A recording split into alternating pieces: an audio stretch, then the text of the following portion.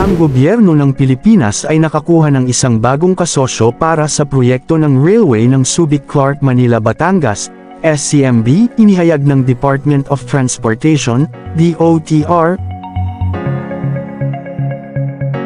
At bago natin ituloy, kung ikaw ay bago pa lang sa aking YouTube channel ay huwag kalimutan mag-subscribe at i-click na rin ang bell icon para lagi kang updated sa mga bago kong upload video. Ang Pilipinas at Estados Unidos ay pumirma ng isang beneficiary deal na magpapalakas ng tulong sa teknikal na US sa pagtatayo ng Subic-Clark Manila-Batangas, SCMB, Cargo Railway. Ang Secretary ng Transportasyon na si Vince Dizon at US Trade and Development Agency, USTDA, Acting Director Thomas Hardy ay nilagdaan ng kasunduan sa isang bilateral na pulong sa Arlington, Virginia noong June 26.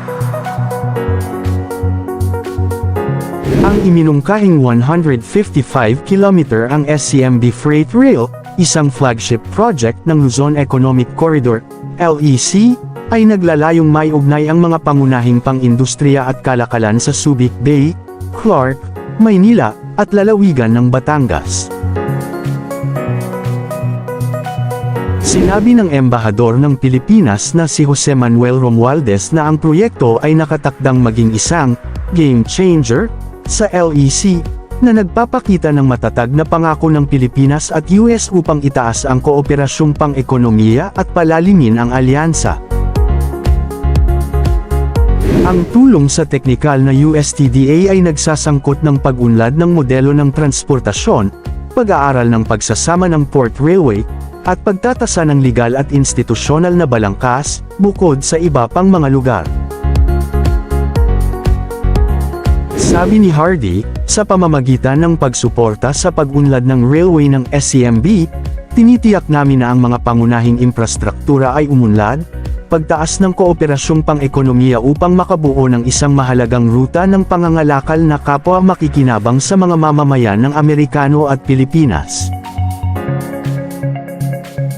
Dagdag pa nito, ang aming pakikipagtulungan sa Pilipinas ay nagpapakita ng lakas ng pamumuno ng Amerikano sa Indo-Pacific at binibigyang diin ang aming pangako sa pagsulong ng aming ibinahaging interes.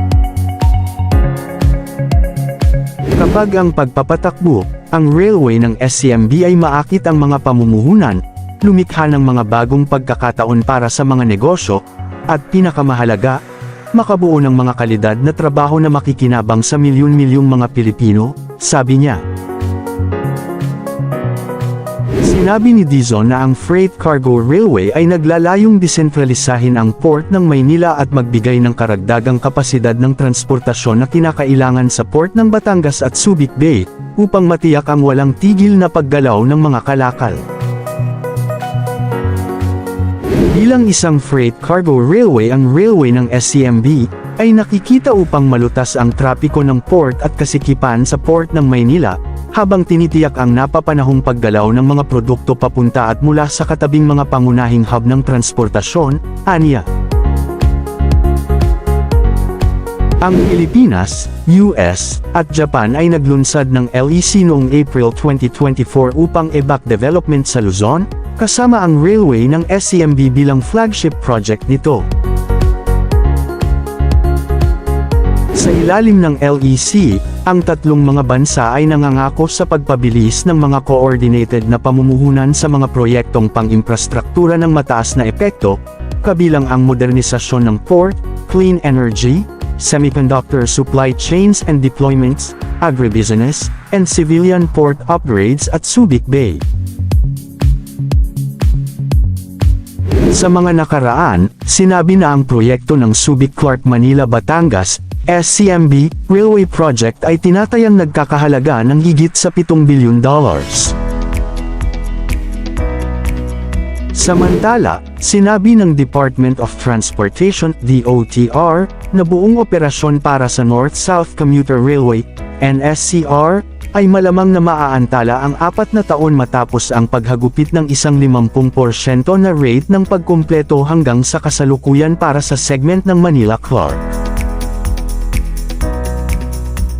Ang pagtatansya ng aming mga kasosyo sa Hapon ay isang 4 na taong pagkaantala. Ang aming paunang petsa ng pagkumpleto ng target ay 2027 para sa buong linya na maging operation. Sinabi ng kalihim ng transportasyon na si Vivencio B. Dizon sa isang panayam sa Radyo Huwebes. Sa isang hiwalay na pagtatagubilan, sinabi ni Vince Dizon na ang DOTR ay umaasa na ang isang segment ng NSCR ay mapapatakbo ng 2027. Aniya, ang NSCR ay halos sa isang maliit na higit sa 50% kumpleto mula sa Maynila hanggang Clark, ngunit tiwala kami na maaari pa rin nating patakbuhin ang Maynila sa Malolos sa pagtatapos ng 2026 o marahil sa maagang 2027.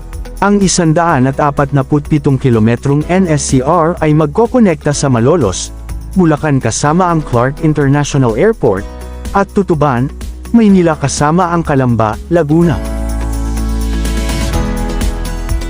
Ang 873 bilyong pesos proyekto ay pinondohan ng Japan International Cooperation Agency JICA at ang Asian Development Bank. Magkakaroon nito ng 35 istasyon at 3 depo. Ani ni Dizon, sa katunayan, ang mga tren ay handa na para sa paghahatid sa taong ito. Gayunpaman, ang mga pagkaantala ay dahil sa mga civil work at konstruksyon. Kapag fully operational, ang NSCR ay inaasahang mabawasan ang oras ng paglalakbay sa pagitan ng Clark at Calamba hanggang 2 oras, laban sa kasalukuyang 4 hanggang 4.5 na oras. Sinabi ng DOTR na ang mga proyekto ng railway ng big ticket ay haharapin ng mga major right-of-way acquisition issues.